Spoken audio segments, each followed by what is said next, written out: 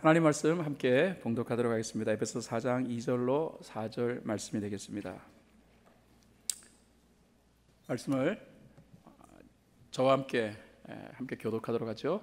겸손함과 온유함으로 깍듯이 대하십시오. 오래 참음으로써 사랑으로 서로 용납하십시오.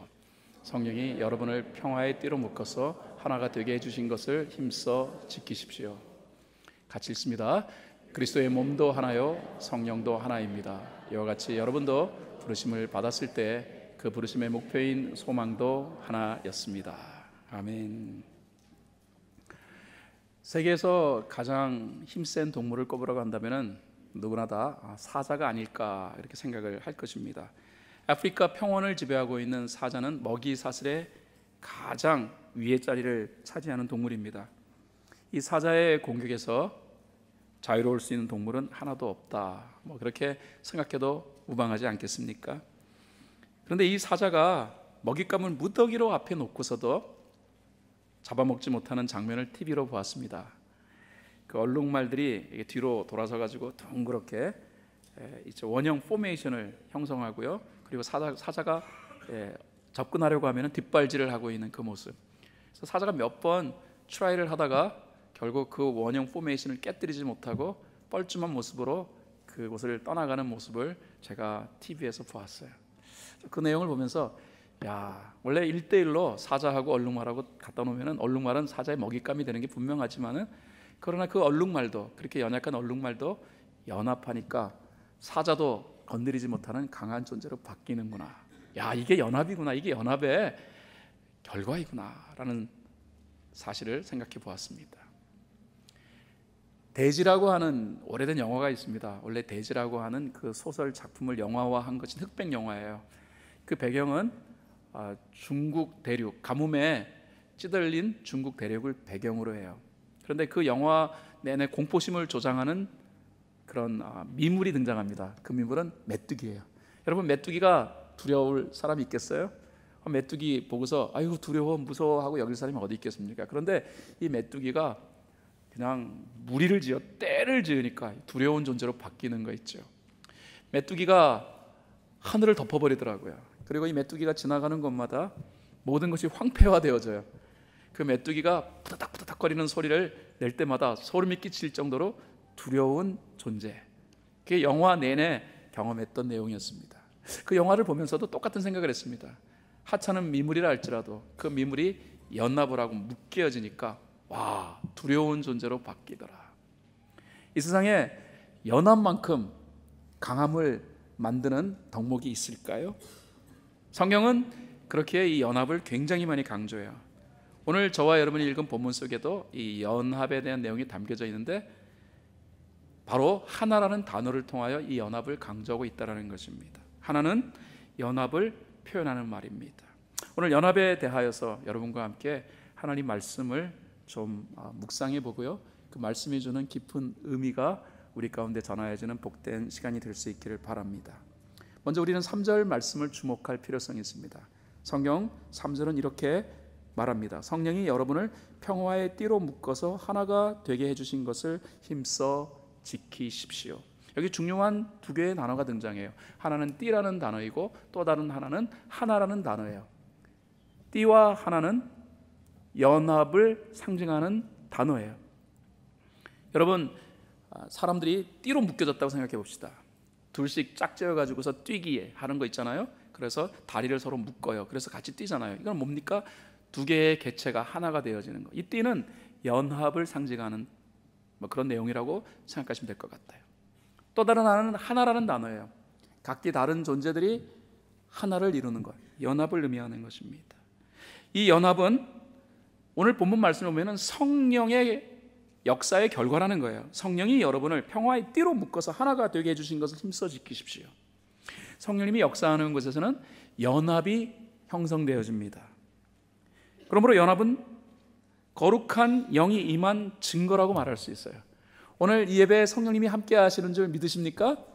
성령님이 저와 여러분의 마음에 감동을 주시고 은혜를 베풀어 주실 것인데, 그래서 마음이 뜨거워지고 마음이 기뻐질 터인데, 이 예배의 결과, 다시 말해 성령이 함께 하시는 예배의 결과는 우리가 끝나고 나면 이제 알 수 있는 거예요. 뭡니까?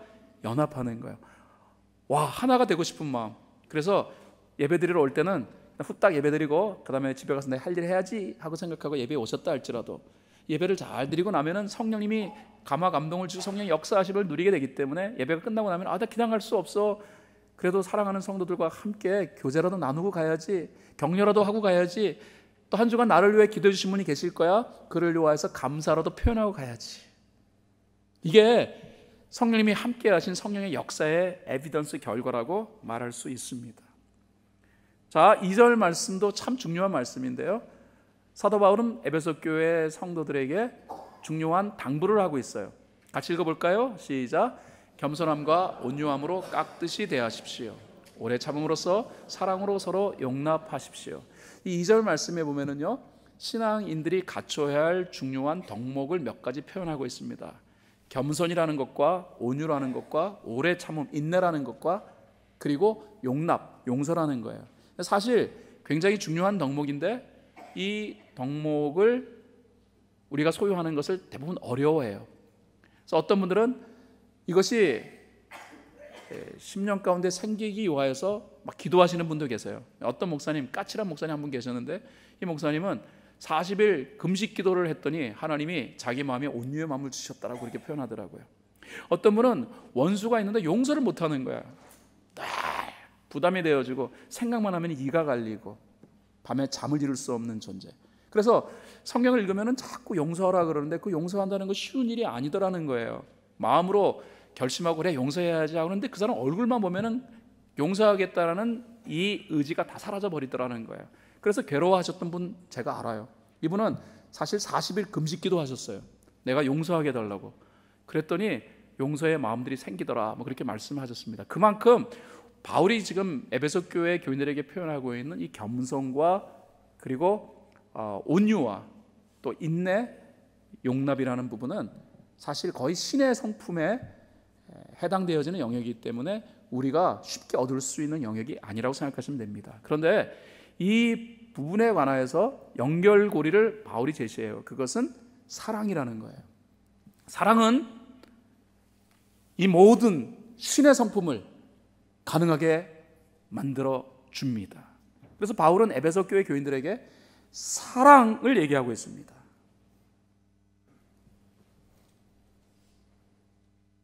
여러분, 사랑하면은 바뀌어요. 자연스럽게 바뀌어요. 예전에 대학부 사역을 할 때 아주 까칠했던 자매가 있었는데, 이 자매는 뭐 까칠하기는 뭐 둘째가라면 서러운 그런 자매였어요. 뭐 누가 형제가 농담 삼아 한마디 하면은 그거 가지고도 발끈하고, 그다음에 뭐 좀 힘든 그런 뭐 느낌을 받으면은 그 자리에서 해결하려고 하는 자매예요. 굉장히 까칠했던 자매예요. 근데 이 자매가 언제부턴지 그냥 부드러워요. 상당히 부드러워요. 그래서 형제들이 다 같이 쟤가 바뀌었다고 막 그래요. 저는 직감했어요. 제 남자친구 생겼다, 보이프렌드 생겼다. 나 직감적으로 알았어요. 그래서 어느 날 제가 그냥 물어봤어요. 너 남자친구 생겼지? 어머머머, 목사님 어떻게 하셨어요? 당연하죠. 누구 좋아하고 누구 사랑하면은요, 성품이 바뀌어요.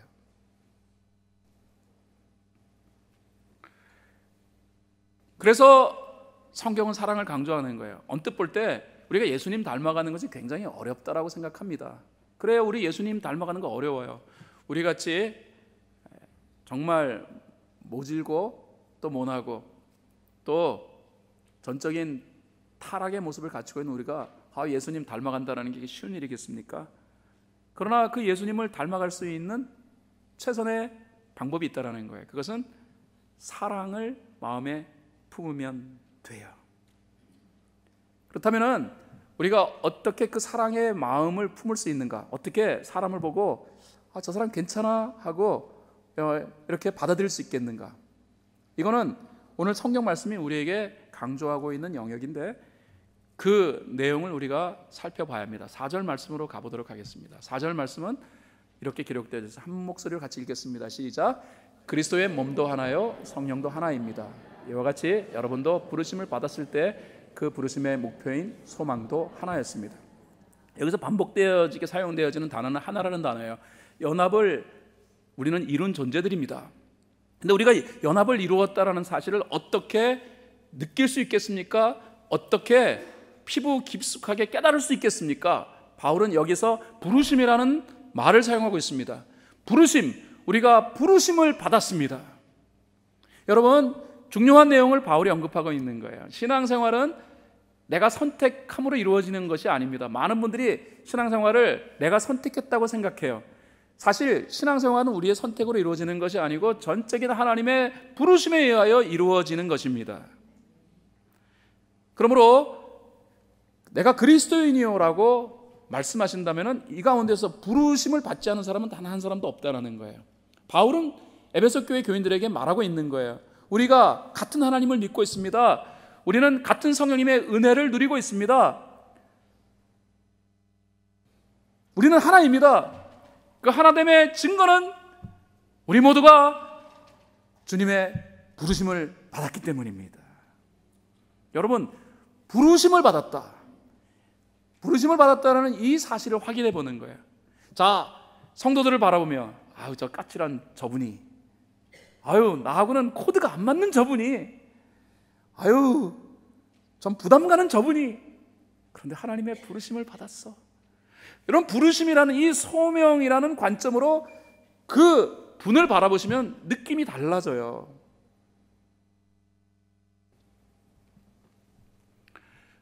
제가 이전에도 말씀드린 것처럼 스티븐 콥이라는 분이 강의한 내용, 그의 책에 등장하는 내용이에요. 뉴욕의 지하철, 그 지하철을 승객들이 타고 가는데 갑자기 그 지하철의 그 조용한 분위기를 깨트려 버리는 사건이 발생합니다. 한 사람이 애 3명을 데리고 지하철을 딱 탔는데 그 순간부터 이 3명의 아이들이 천방지축인 거예요. 막 뛰고 뭐 소리치고 고함을 지르고 너무너무 마더가 되어지는 거예요. 이 애는 신문을 읽고 있는 이 승객 신문을 갖다가 막 가가지고 흔들어 막 찢어놓기도 하고, 그래서 보다 견디다 못해 한 승객이 이 아이들의 아버지를 향하여서 이렇게 한마디 던집니다. 선생님, 좀 애들 좀 잘 컨트롤해 주세요. 선생님, 애들 때문에 우리가 참 불편합니다. 그 말을 들었던 그 아이들의 아버지가 순간적으로 정신을 차리듯 깜짝 놀래요. 그러면서 아유, 정말 죄송합니다. 네, 정말 죄송합니다. 제가 그냥 다른 생각을 하고 있느라고.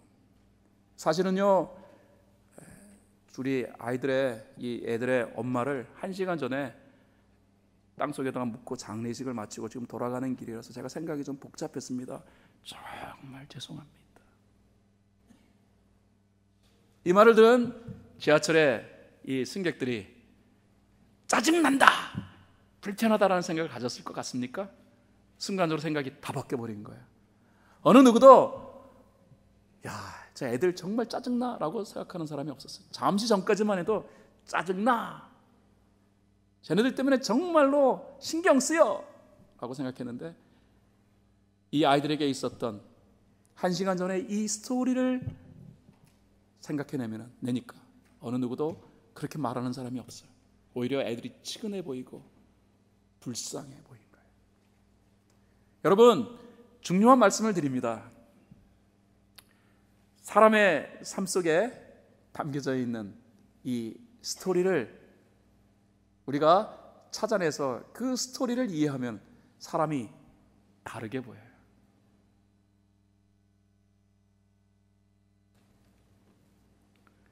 저와 여러분은 예수 그리스도의 부르심을 받은 사람이에요. 성격이 어떠든 간에 저분이 그리스도의 부르심을 받았대, 나하고 한 교회에서 신앙생활을 이루어가는 것, 확률상으로는 거의 제로에 가깝다고 말할 수 있어요. 그런데 그리스도의 부르심 때문에 내가 한 교회에서 만났다. 22년 목회를 하면서요, 만나기는 만났는데 원수를 만나신 분들 여러 번 보셨어요. 내가 먼저 교회 와서 생활을 하고 있는데 왜 그 사람이 우리 교회 온 거야? 오늘 보니까 교회에 왔어요. 그 원수가 우리 교회에 온 거예요. 그래서 괴로워하시는 분도 보았습니다. 그러니 그때부터 기쁜 신앙의 삶을 이루어갔던 분이 그 원수 한 사람의 등장으로 인해 가지고서 내가 여기 남아 있어야 되는가 해가지고 깊이 있게 고민하셨던 분도 계셨다니까요. 제가 그분에게 얘기했어요. 어떻게 희한하게 한 교회에서 만날 수 있겠냐, 이건 하나님의 은혜가 아니겠냐고 그랬더니, 목사님 은혜긴요, 원수는 외나무다리에서 만난다 그랬으니까 맞는 거 아니겠습니까? 그래요. 그분은 계속해서 교회를 외나무다리로 보더라고요. 저는 하나님의 부르심의 자리로 설명했어요. 근데 그분은 끝까지 외나무다리로 보시다가 견디다 못해 나가신 분도 계시고, 근데 어떤 분은 그 외나무다리를 하나님의 은혜의 자리, 부르심의 자리로 이해하니까 그 원수와 결국 화해하고 하나가 되신 분이 여기 계세요. 아멘 하셔야 해요. 네, 아멘 하시는 분들이 많은 게 아니고 도대체 그 사람 누구야? 하고 지금 그것에 더 관심을 가지시는 분들이 많다는 것이 문제예요. 저와 여러분은 사람을 바라보며 겉으로 나타난 모습에 더 많은 관심을 갖습니다만, 그러나 우리의 삶 속에 감추어진 보이지 아니한 그 사람만의 고유의 스토리를 찾아내는 일에 힘써야 해요. 예수님이 그 일을 하신 분이세요. 예수님은 수가성 이 부정한 여인, 사마리아 여인을 찾아오셨어요. 사람들은 이 사마리아, 이 수가성에 있는 여인을 겉으로 나타난 모습만 바라보며 부정한 여인으로 바라본 거예요. 그러나 예수님은 이 여인의 심령 속에 있는 고독함 그리고 아픔의 스토리를 보시고 예수님은 의도적으로 이 여인을 찾아오셨어요. 중요한 것은 사람을 어떤 존재로 보느냐는 거예요. 우리 모두 영혼을 바라보되 이 영혼 속에 하나님의 보이지 아니한 깊은 흔적이 있다라는 사실을 볼 수 있기를 예수 그리스도의 이름으로 축원을 드립니다.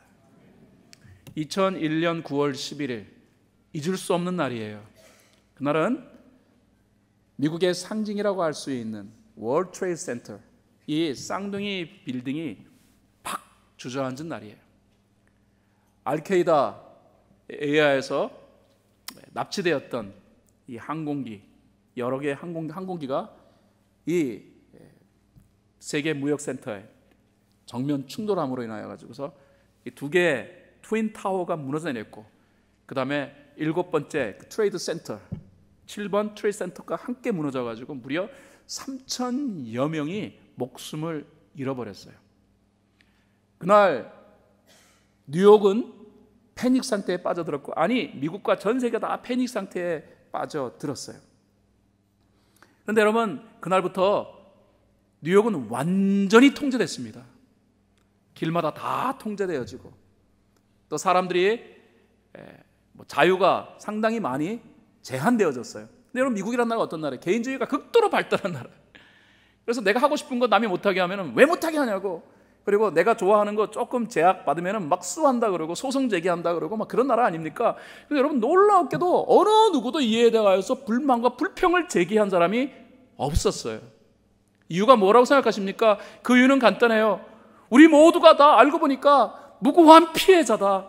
우리 모두가 다 피해자로 상처를 받았다. 이 상처라는 스토리와 그리고 사람을 연결시키니까 그 전날까지만 해도 뉴욕에 살고 있는 다른 모든 사람들은 나의 생존의 경쟁자, 내 삶 속의 경쟁자라는 그런 생각을 가졌는데, 이게 이제 경쟁자라는 생각에서 피해자라는 생각으로 바뀌니까 다 수용하는 거예요.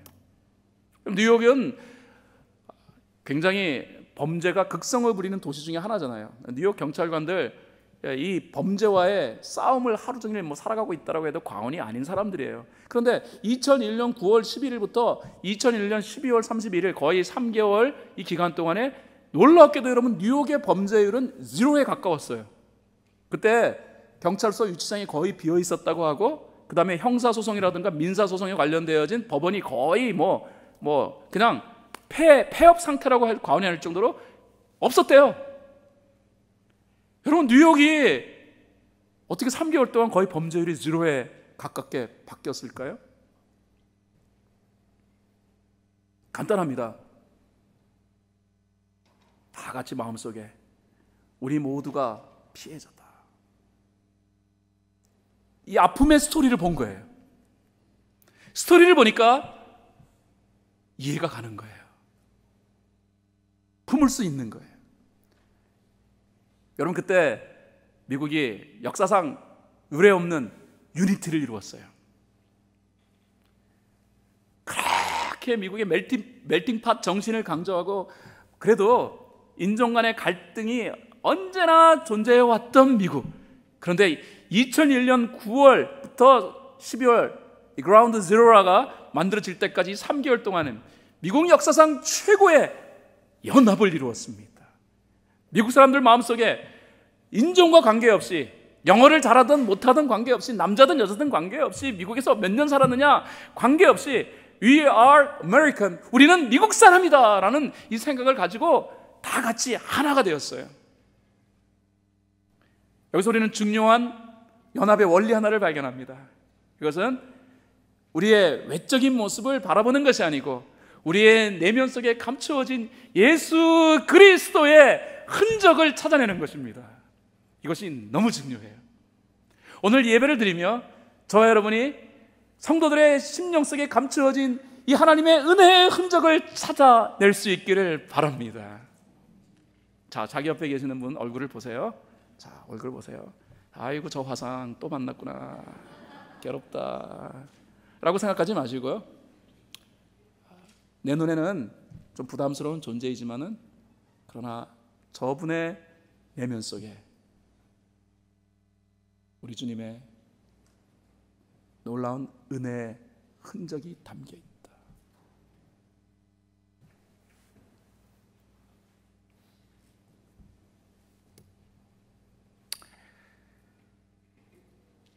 다시 에베소서 4장 4절 말씀으로 가보겠습니다. 에베소 4장 4절 말씀, 중요한 말씀입니다. 우리 한 목소리로 함께 말씀을 봉독하겠습니다. 시작. 그리스도의 몸도 하나요 성령도 하나입니다. 이와 같이 여러분도 부르심을 받았을 때 그 부르심의 목표인 소망도 하나였습니다. 우리는 하나님의 부르심을 받은 사람들입니다. 두 번째, 평화의 정신에 집중하기입니다. Focus on the spirit of peace.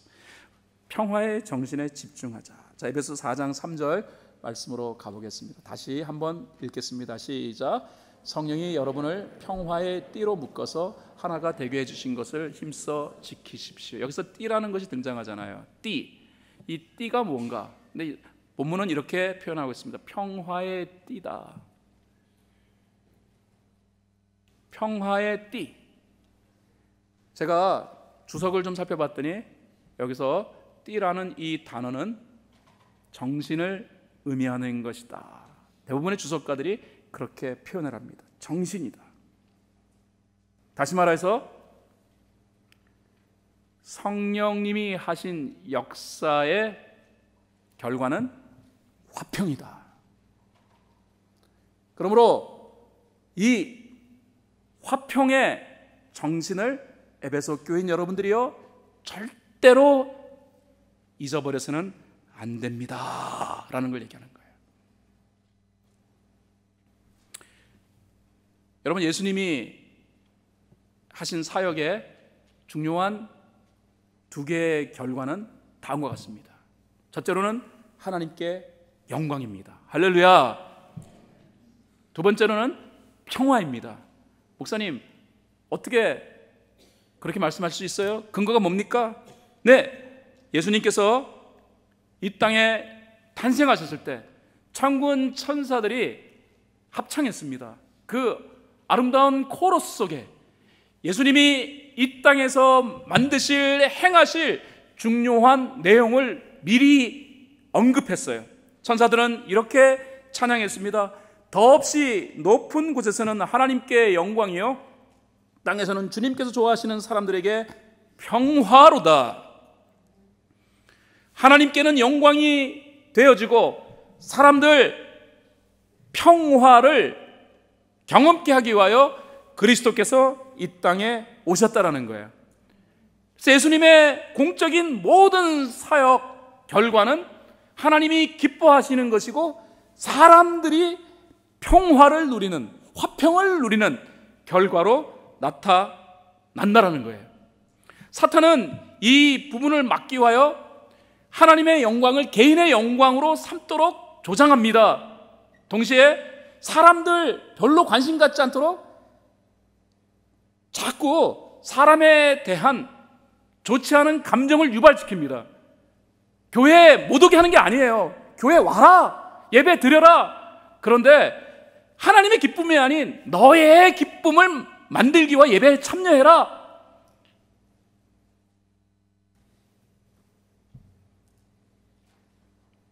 사람 눈에 안 보이게 해요. 그래서 여러분, 어떤 곳에서 성령님이 강하게 역사하셨는데 와, 내 마음이 뜨겁다고 여러분 성령님이 역사하신 것이라고 여러분이 그렇게 결론 지으시면 안 돼요. 여러분의 마음이 뜨겁고 여러분의 마음이 기쁘다 할지라도 그것이 성령이 하신 일이라면 반드시 두 개의 중요한 결과가 있어야 해요. 그것은 정말 하나님이 기뻐하시는 거냐, 두 번째, 사람이 보이느냐.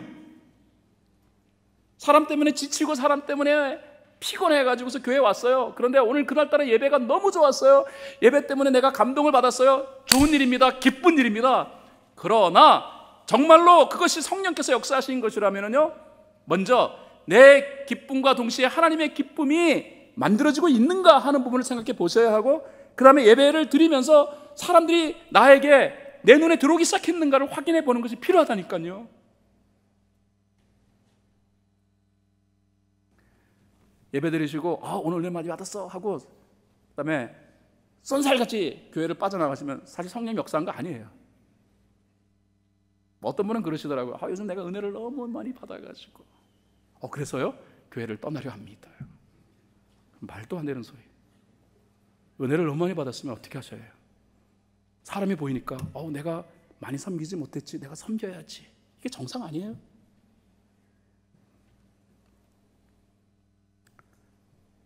여러분, 예수님이 계시는 자리는 사랑과의 화평이 이루어져요.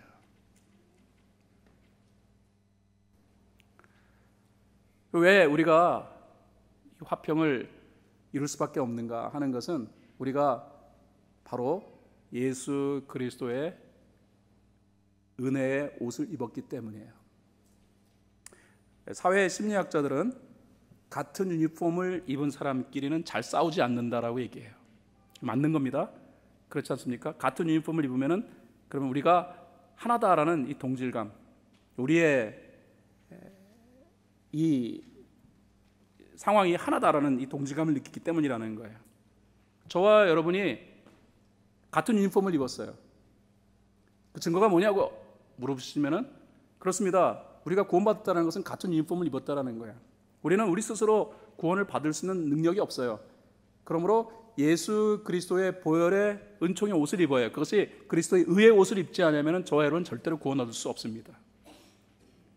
우리의 의로움이 만들어서 구원 얻는 게 아니라는 사실은 수없이 말씀 공부를 통하여 이 강단을 통하여 여러분에게 선포되어진 내용이에요. 우리의 허물이 그리스도의 의의 옷으로 말미암아 가려졌기 때문에 우리가 구원을 얻게 된 거예요. 그래서 우리는 동일한 옷을 입은 거예요. 그리스도의 보혈의 은혜로 물들여진 그 의의 옷을 저와 여러분이 입은 거예요. 그 유니폼을 바라보면서 우리가 하나구나라는 생각을 하셔야 되는데, 그 유니폼을 입고 하나님 찬양, 하나님 감사, 영광 다 얘기하고 난 다음에 그 다음에 싸울 수 없다라는 거예요. 그러므로 성경의 정신에 우리가 집중하는 것이 필요합니다. 사랑하는 여러분, 우리는 평화의 정신 집중하셔야 합니다. 예배 드리시고 난 다음에 사람이 보일 수 있도록 사람을 향하여 마음을 활짝 열어야 해요. 아멘입니까? 어떤 분이 그러시더라고요. 교회 처음 방문했더니 너무 좋았대. 예배가 너무 좋았대.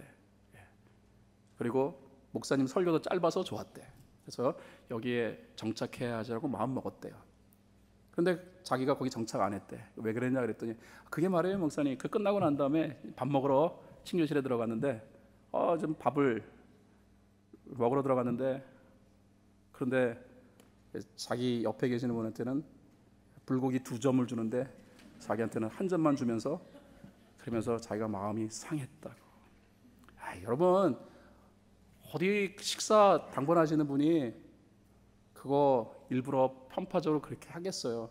아마도 깜빡하셨든지 아니면은 드리신 불고기 고기가 2개 드린 것과 사이즈가 비슷했든지 뭐 그래서 그런 게 아니겠습니까?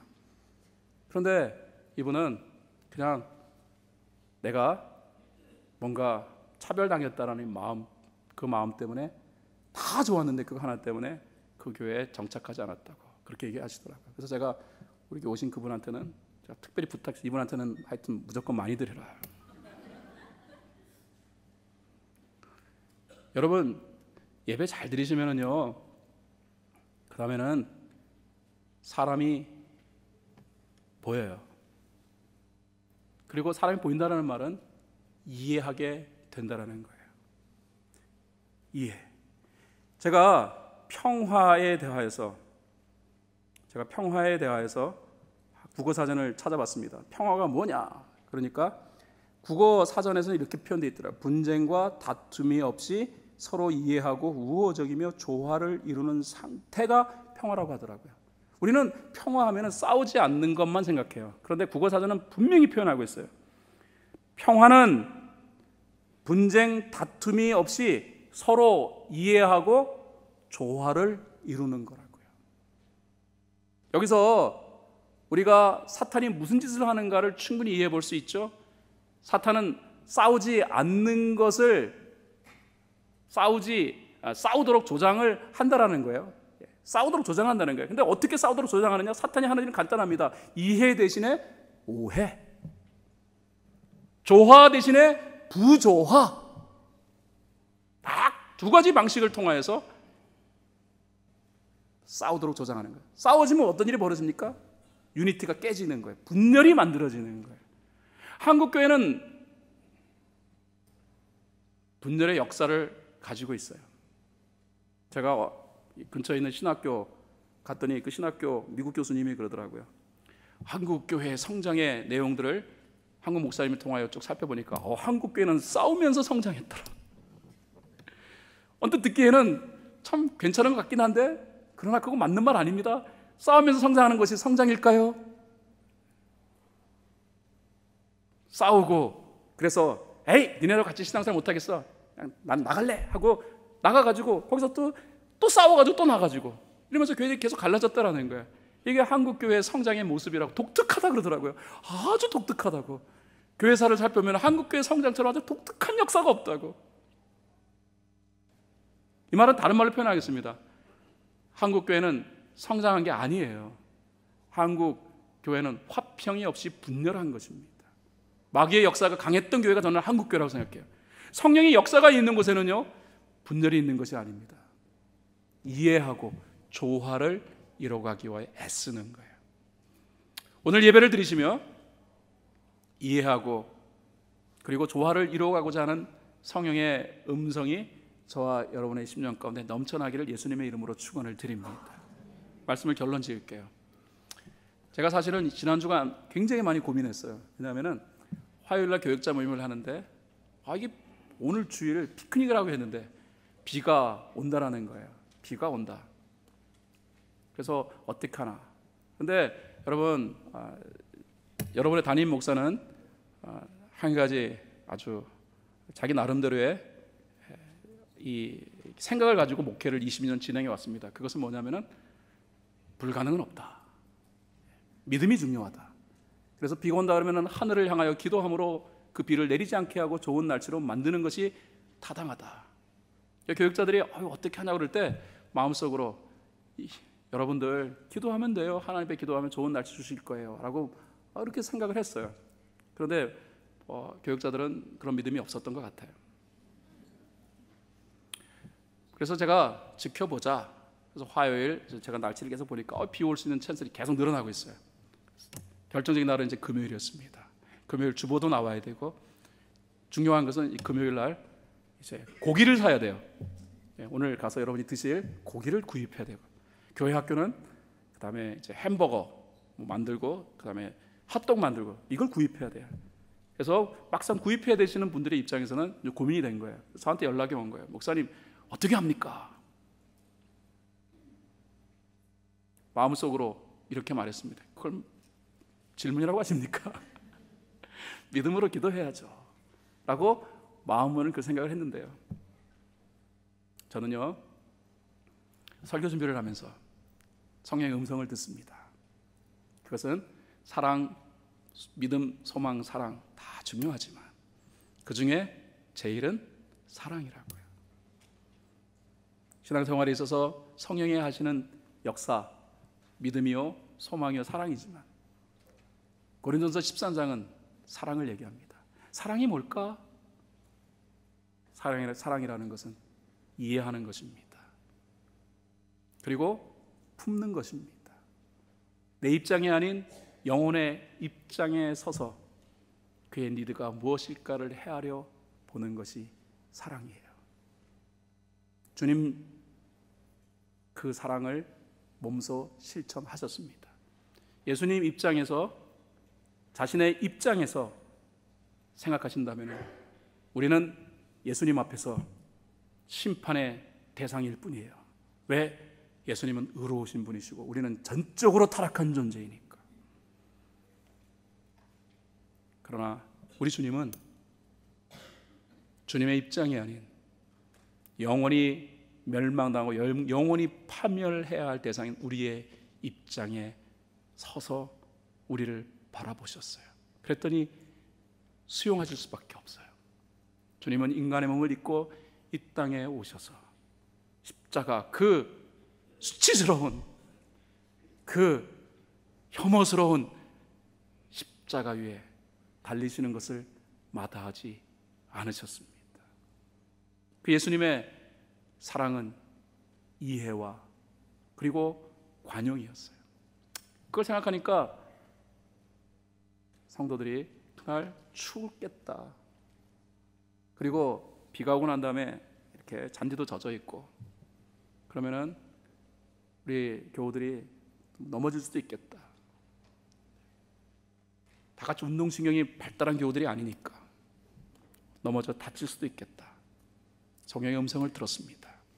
그리고 캔슬. 다 좋아하세요.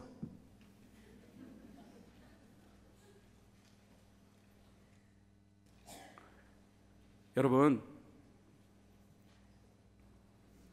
사람을 어떤 존재로 바라봐야 하는가?